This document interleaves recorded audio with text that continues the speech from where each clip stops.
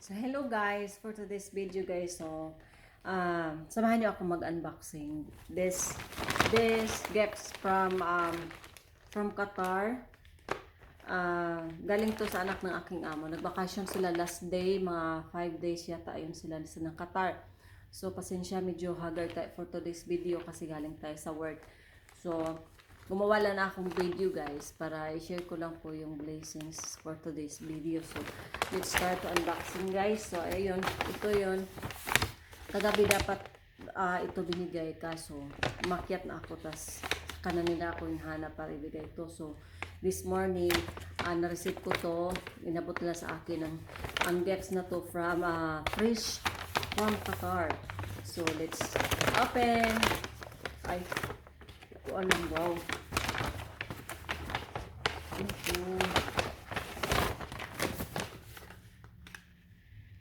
Kulam. Wow, pabango guys.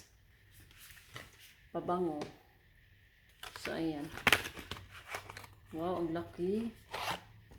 Wow, my God. Dagdag koleksyon na naman ito for pa-cargo. Hindi ko alam pagbukas. Ang bango. Ang bango niya guys. Ang bango, grabe.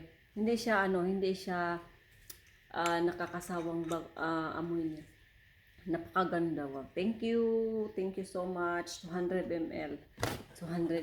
So may isa pa tayong kukunin sa loob. So ayan siya guys. Chakra pa rin siya pero sabon. Excuse me. So ayan, sabon siya.